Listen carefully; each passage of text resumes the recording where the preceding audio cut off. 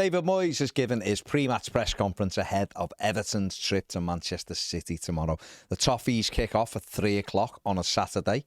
That's right, you heard it. 3 o'clock on a Saturday at the Etihad. The manager was asked, is there any other injury news going into the game? This is what he had to say.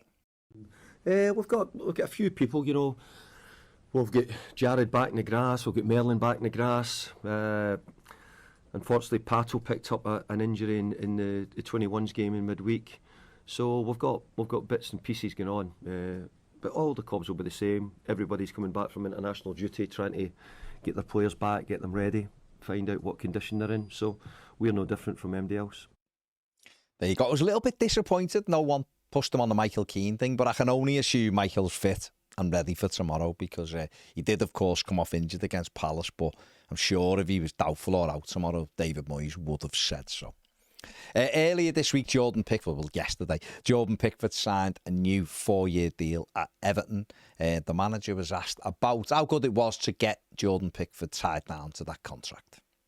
Well, I've got to say, as a young goalkeeper, he was fabulous. And you know, unfortunately, the year I was at Sunderland, we get relegated. But if it hadn't been for Jordan, we'd have been relegated a lot earlier. He was so good. He's always been a great shot stopper. He's always been a great kicker of the ball as well.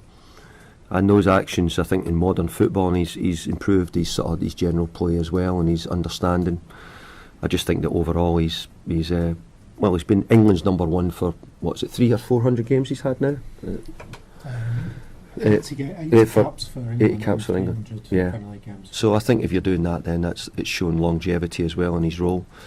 And there's been challengers, but he's at the moment he's fended them off. I think the amount of clean sheets he's had for Everton over the recent seasons has played a big part in that. Perfect. There you go. Great news for Everton. Obviously, good to have Jordan tied up. We saw what happened in the summer. We don't want that again, do we? So it's important to get it done. It just moves the conversation somewhere else then, doesn't it? Julia Bolt at the BBC asked David Moyes about Dwight McNeil. Obviously, McNeil played in Everton's under-21 side against Bradford on Tuesday, a team that got beat 5-1. The manager was asked what McNeil has to do to get himself back in the manager's reckoning. This is what he had to say. He has to keep pushing to get in the side. You know, as you can see, we've changed a few players in the attacking areas. We're trying to improve there. So Dwight can give us something which we want, which he's got ability to create goals, make goals, but he's got competition now, you know. And I think maybe this time last year, maybe Dwight could have been probably Everton's best player, you know, and he was injured when I first came in.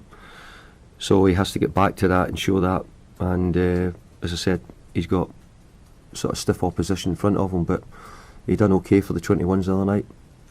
There you go. Work harder, I think, was the message there from the manager, it seemed, and get yourself back in the reckoning.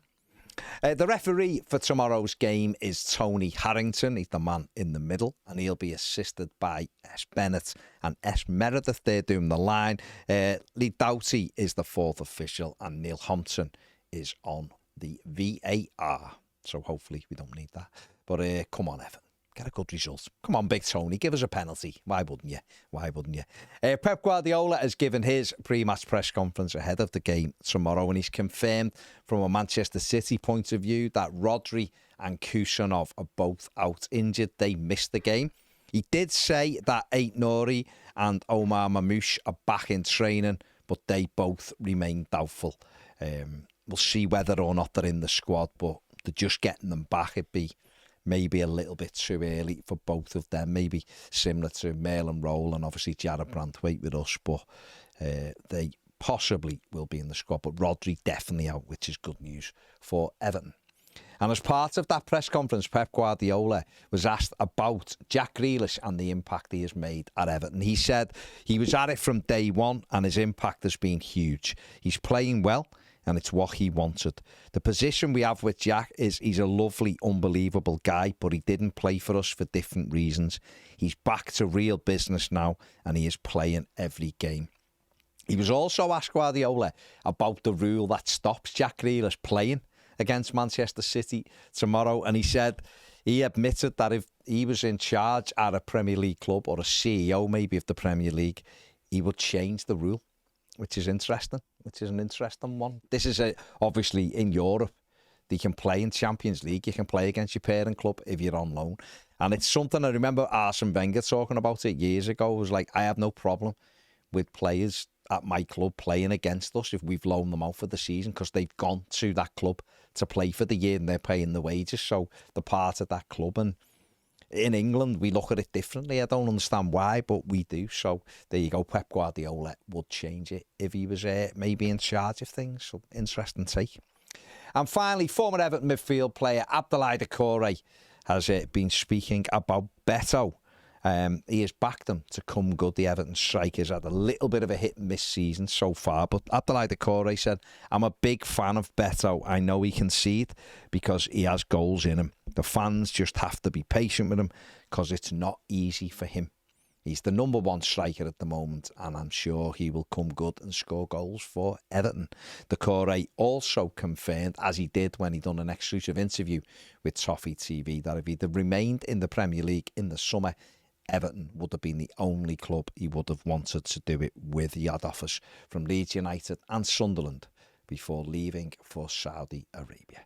That is it for the News Daily. Make sure you check out the match preview, Everton Man City, that me and Ped done. Check out Ped's starting 11.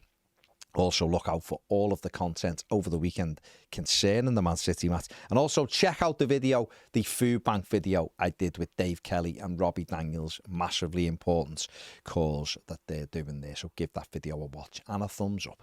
Have a great weekend. Thanks for watching. See you later.